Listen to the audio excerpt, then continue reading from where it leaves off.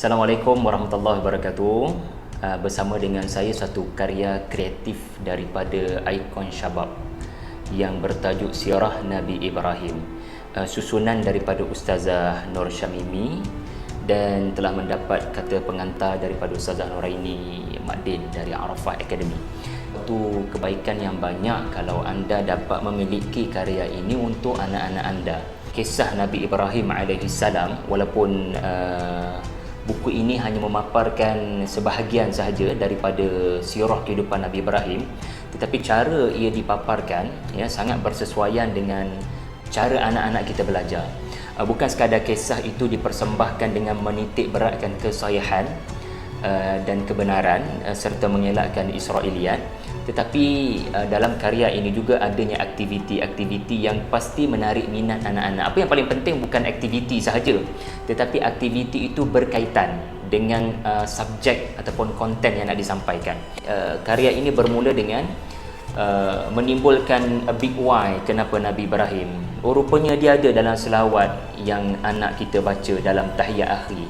Jadi pendekatan begini sangat baik, dalam bentuk pendekatan di mana sirah Nabi Ibrahim itu dirumuskan dalam satu peta. Ini satu pendekatan yang sangat menarik dan jarang dilakukan oleh para penyampai qisas ataupun kisah-kisah Quran.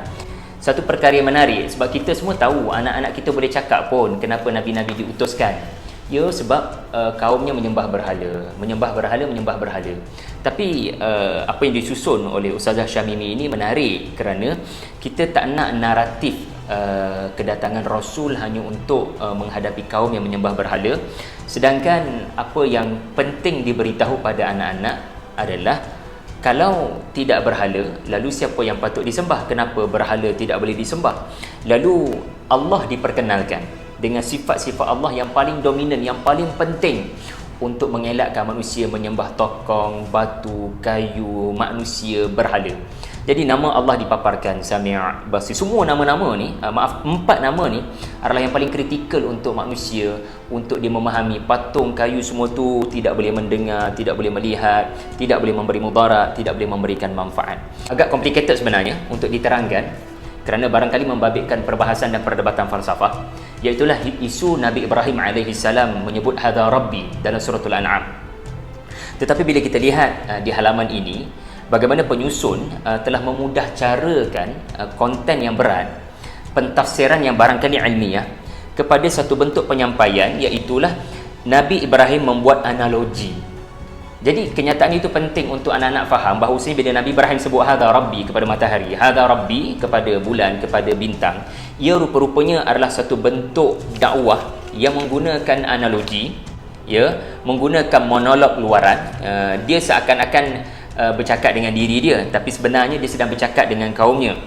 Jadi ini menarik pendekatan yang saya rasa menghilangkan kekusutan bukan hanya anak-anak, bahkan kita sendiri pun dalam memahami cerita Nabi Ibrahim.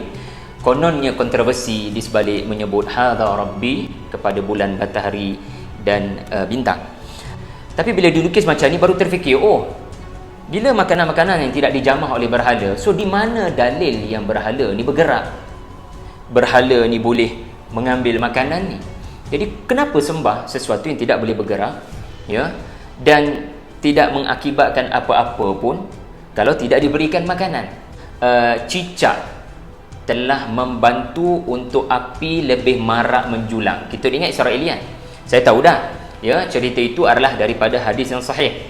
Tetapi bila diinformasikan begini, budak-budak jadi seronok, anak-anak jadi seronok. Ada cicak rupanya.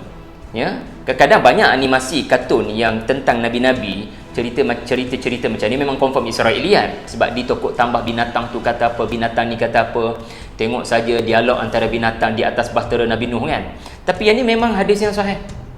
Iaitulah disebut dalam karya ini Rasulullah memerintahkan untuk kita membunuh cicak, kerana cicak itu barangkali satu-satunya binatang yang meniup kepada Ibrahim api, sedangkan binatang-binatang lain bersimpati. Kalau kita baca tafsir Ibnu Abbas ada menyebutkan bahawasanya ini zikir Nabi Ibrahim. Ini penting untuk anak-anak kita, dia dapat praktikal kehebatan Nabi Ibrahim pada zikir beliau, hasbunallah wa ni'mal wakil. Jadi bila diinformasikan dengan besar begitu, bagi saya mesej untuk anak-anak ini sampai. Saya sarankan Ikon Syabab bersedia dengan 2.0, 3.0 sebab kisah Nabi Ibrahim yang dipaparkan dalam buku ini hanya menyentuh pada separuh masa perjuangan Nabi Ibrahim. Bak kata Ustazah Nuraini lah, ya, karya ini memaparkan Nabi Ibrahim sebagai anak, sebagai suami, sebagai bapa, sebagai tuan rumah, sebagai pendakwah, sebagai rakyat. Tetapi itu 2.0, kena ada 3.0 sebab dalam buku ni belum ada Nabi Ibrahim sebagai bapa, belum ada Nabi Ibrahim sebagai tuan rumah yang didatangi para malaikat. Tetapi memang ada Nabi Ibrahim sebagai seorang anak, Nabi Ibrahim sebagai suami kepada Sarah, tapi Nabi Ibrahim sebagai suami kepada Hajar, yang tu kena dapatkan karya mereka yang lain mengenai sirah Nabi Ismail. Tetapi saya juga nak sarankan kalau karya ini sangat bagus kerana memasukkan unsur saintifik. Sebagai contoh, ya, cerita ketika mengulas Nabi Ibrahim menyebut hadza rabbi kepada bulan, kepada matahari. So penulis mendatangkan fakta sains tentang bumi dan matahari. Itu menarik. Tetapi alangkah baiknya kalau ada juga fakta sains yang menarik, yang saya pun tertanya-tanya, apatah lagi anak-anak tertanya-tanya, mesti ada fakta sains yang menarik tentang cicak. Alangkah baik kalau boleh di-highlightkan dalam buku ini.